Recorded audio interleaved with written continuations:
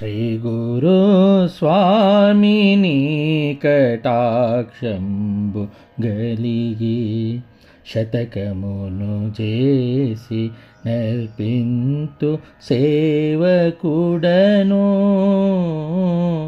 కృపను జేకొని కృతి కుతలమందు చంద్రతారార్కమగునట్లు చలగజేయు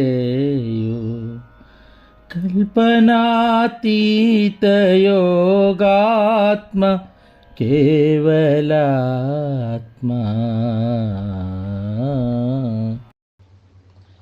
శ్రీ గురు స్వామిని కటాక్షంబు గలిగి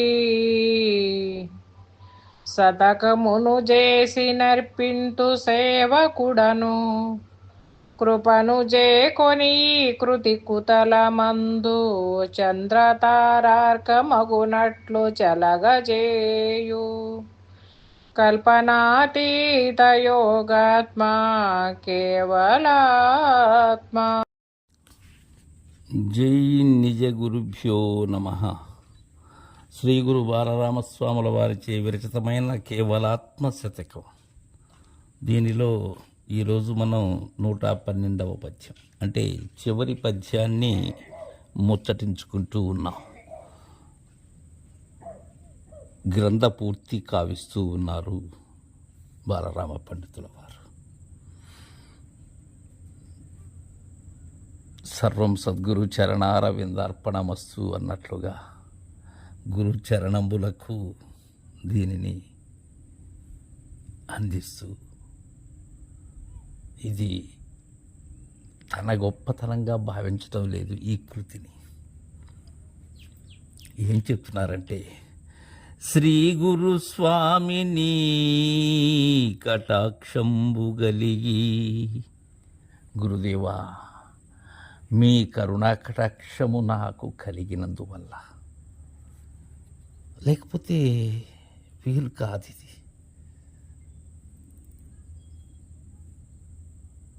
అందుకే ద్విపదార్థాల్లో అంటారు, నా పాలి దేవుడతడే నాగా నార్యులనంగా పాపాటవికి నీరు పాపావలనే యొప్పు లవు పుణ్యేలింతే వాసులలో అని శ్లాఘిస్తారు దానిలో. అలా ఆ నాగరాజుని కటాక్షం వల్ల మనము ఏది బోధించాలన్నా, మనం మేల్కొనాలన్నా గురుదేవుని కటాక్షము తప్ప వేరే మార్గం లేదు. అలా నీ కటాక్షంబు కలిగి శతకమును చేసి నర్పింతు సేవకుడను, ఈ కేవలాత్మ శతకాన్ని చేసి మీ పాదముల చెంత అర్పణ చేస్తూ ఉన్నానయ్యా. సేవకుడను అంటున్నారు, కైంకర్యం చెందినటువంటి వారు, గురుదాసులు. ఆ దాసత్వము లేకపోతే ఈ బోధ అంటదు. ఎప్పుడొస్తుంది కైంకర్య స్థితి? తనను తాను పూర్తిగా అర్పణ చేసినప్పుడు వస్తుంది. నోటి మాటతో రాదిది. అలా సేవకుడను కృపను జేకొని ఈ కృతి కుతలమందు చంద్రతారార్కమ్మగునట్లు చలగజేయు. దీన్ని కృపను జేకొని,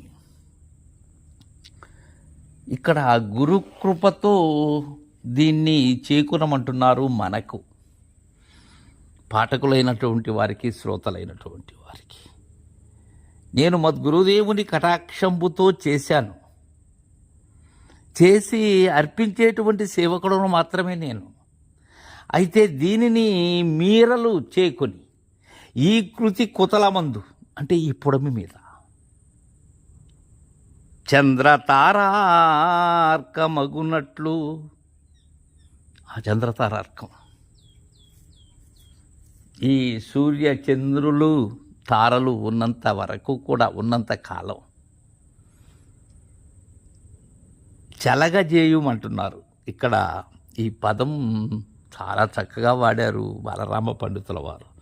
అంటే ఆ చెలగటము అంటే విచ్చలవిడిగా ఎలా ఉంటుందంటే,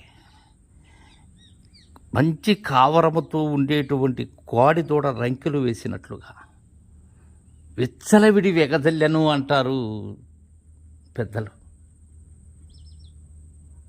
భయం ఉండదు. గురు కరుణ గురు కృప ఉండేటప్పుడు చెలిగేందుకు, భయం ఎందుకు? అది సరైనటువంటి యవ్వనం తొణికిసలాడే స్థితిలో మాత్రమే కుదురుతుంది అది. అంటే ఇక్కడ ఏంటది, బోధని ఆశాంతము అందుకున్నటువంటి వారికి ఇక భయం ఉండదు. వారు ఏది చెప్పినా అది గురువాక్యమే అయి ఉంటుంది. ఎందుకని వేరేది రాదు వారికి. అలా అలా అనగలరు, ఉన్నదే అనగలరు. వారి శ్వాస ఉన్నంత వరకు ఆ గురు ధ్యాసలోనే ఉంటారు, లేనివారై. వారు చెలక చేస్తారు అని మనకు మంగళశాసనం కావిస్తూ ఉన్నారు, మంగళాచరణం కావిస్తూ ఉన్నారు బాలరామ పండితులు. కల్పనాతీత యోగాత్మ కేవలాత్మ. గీత పద్యములు సంపూర్ణం. సర్వం సద్గురు చరణార విందార్పణమస్తు. జై గురుదేవా.